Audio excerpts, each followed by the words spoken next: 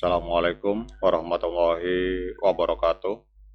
Teman-teman, selamat datang kembali. Jadi kita akan membahas tentang situasi yang ada di market kripto secara keseluruhan.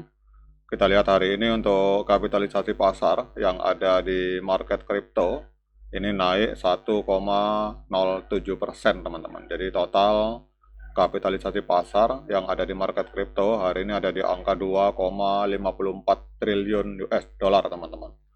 Kemudian untuk indikator Fear and Greed Index hari ini ada di posisi netral atau 0,56. Kemudian untuk Bitcoin kita lihat hari ini mengalami koreksi tipis 0,44%.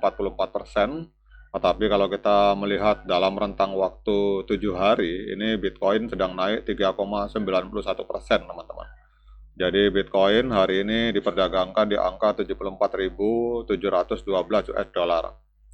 Sementara untuk Ethereum, kita lihat hari ini dalam 24 jam mengalami penurunan 1,36%, diperdagangkan di angka 2.329 US dollar, teman-teman.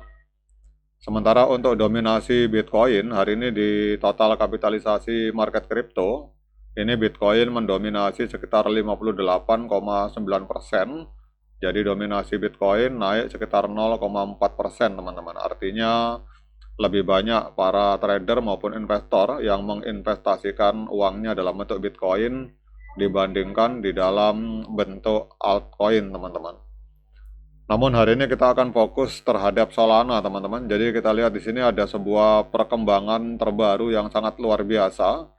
Jadi pasokan stablecoin Solana ini pada tanggal 16 April 2026 itu mengalami peningkatan 15 kali lipat, teman-teman.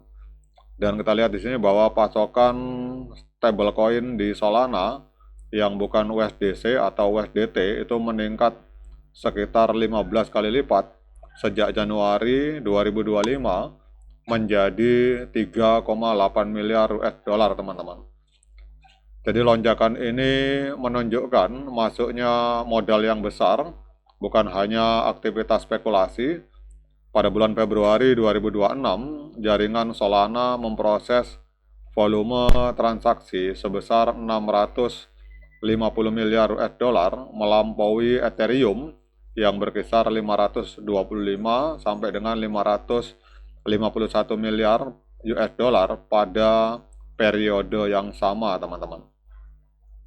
Jadi apa artinya ini? Artinya bahwa ini adalah kabar baik untuk Solana karena menunjukkan adopsi dan penggunaan nyata, dan ini juga memperkuat posisinya sebagai blockchain dengan kapasitas tinggi untuk keuangan di dunia nyata. Jadi pencapaian volume ini juga berpotensi menarik lebih banyak pengembang atau developer dan proyek-proyek institusional, teman-teman.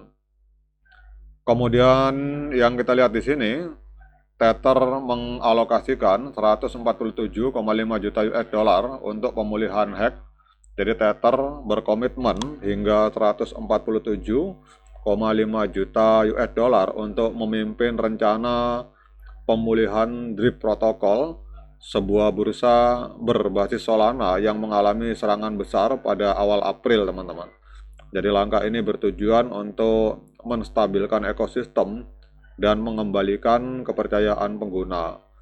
Jadi apa artinya ini? Ini adalah sebuah kabar positif untuk Solana karena menunjukkan dukungan kuat dari institusi untuk mengatasi dampak keamanan, dan pemulihan yang berhasil akan dapat membatasi kerusakan reputasi dan memperkuat ketahanan jaringan meskipun reaksi pasar pada awalnya relatif tenang, teman-teman.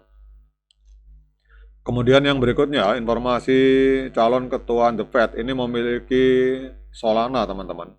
Jadi Kevin Warsh yang dinominasikan sebagai ketua Federal Reserve mengungkapkan kepemilikan lebih dari 30 aset kripto termasuk Solana melalui dana Ventura.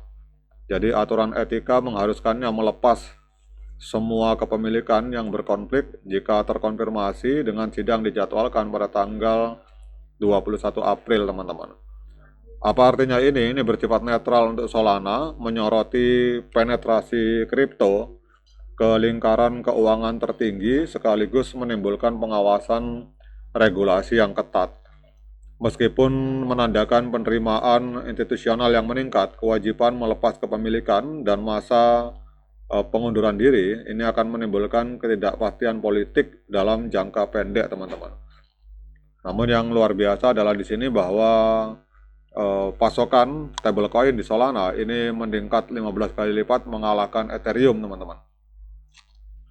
Jadi kita lihat untuk hari ini Solana naik 2,74% dalam 24 jam terakhir, diperdagangkan di angka 87,74 US dollar.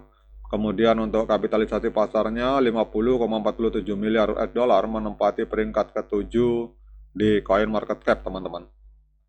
Sementara untuk volume transaksi 24 jam mengalami kenaikan 39,21%.